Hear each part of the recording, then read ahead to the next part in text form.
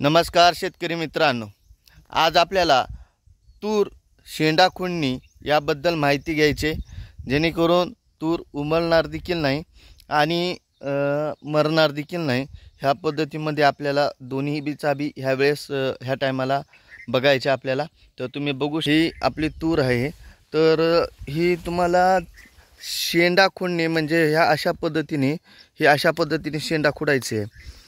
तर तुम्ही शेंडा खुडू शकता, जेणेकरून आता ही जे आपण शेंडा खुडलेला आहे ह्याचं ह्या ठिकाणी स्टॉप झाल्यानंतर हे जे फुटवे आहेत हे फुटवायचं काम करते।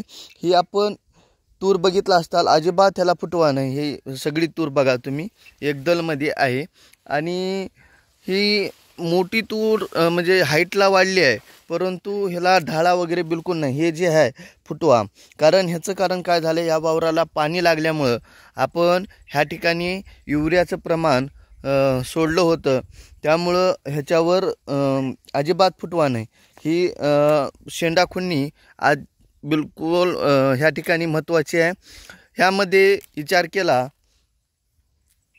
तर आपण जे ट्रीटमेंट सांगालोय ती सर्वांनी पूर्ण व्हिडिओ बघा। जे माझं चॅनलचं नाव आहे शेतकरी ब्रँड, तर तुम्ही सर्वांनी ह्याला लाईक सबस्क्राईब करायला विसरू नका। हे जे आपण बघितलं असताल, ही एक तुम्हाला चार्जिंगच्या फवाऱ्यावर एक मिशन भेटते आणि एका लेवलनं ह्या ठिकाणी हे जे लेवल आहे ह्या लेवलनं तुमची शेंडा खुडणी होऊ शकते। आता उंबळायचा प्रकार जर बघायचं जर झाला असेल तर तुम्हाला दाखवून देतो। हे काही उंबळण्याच्या मार्गावर आहे। ह्याच्यामुळं आपल्याला ह्या ठिकाणी ट्रायकोडर्मा जे आहे बुरशीनाशक, ह्याच्यावर आपल्याला ट्रायकोडर्माची आपल्याला ड्रिंचिंग करायची आहे। तर हे तुम्हाला दिसत आहे, हे काही ही तूर वाळत आहे, ह्या ठिकाणी आपल्याला ड्रिंचिंग करण्याचं गरज आहे। आणि किती फास्ट म्हणजे ह्याचं वय देखील आलं नाही फुलामध्ये आणि काहीच नाही, अशा प्रकारे ह्यावर रोग आलेला आहे। जर तुम्हाला हे खोड जर असं वाळलेलं वगैरे जरी दिसत असेल, ट्रायकोडर्माची ड्रिंचिंग जर नाही जरी वाटत असेल, तर ह्या ठिकाणी तुम्ही अँट्राक्वाल बुरशीनाशक बायर कंपनीचं जे येतो त्याची फवारणी तुम्ही ह्याच्यावर करू शकता। फक्त ह्या खोडावर करायची, ह्या खोड जेवढी दिसालेत तुम्हाला ह्या खोडावर करून ऑटोमॅटिक ती एक प्रकारची ड्रिंचिंग होईल। हे आपलं 228 व्हरायटी आहे। ह्याची लागण बघा, ह्या सोयाबीनची हे देखील तुम्हाला दाखवून देतो का। हे अशा प्रकारे लागण ह्या ठिकाणी चांगल्या प्रकारे झालेली आहे। गच्च शेंगा आहेत, हाईट वाढलेली नाही ह्याची बिलकुल। कमराला सोयाबीन नाही, गुडघ्याला आहे, पण शेंगा भरपूर आहेत। हे शेंगाची ह्या ठिकाणी लागवड तुम्हाला दिसतच आहे, गच्च झालेला आहे। शेंग भरलेली देखील आहे ह्या ठिकाणी। ह्याला आता फवारणीची गरज नाही कुठल्या पण सोयाबीनला।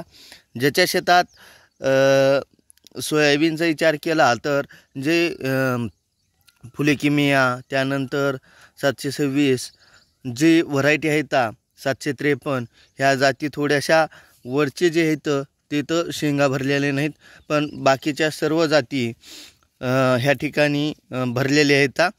पूर्ण शेंग टच झालेले आहे आणि ह्याचे दिवस देखील संपले। तर आपण चला तुरीची चर्चा करत होतो, तर तुमची तूर ह्याच्यावर ह्या पिरियडला शेंडा खुडणी खूप महत्त्वाची आहे आणि ड्रिंचिंग देखील महत्त्वाची आहे।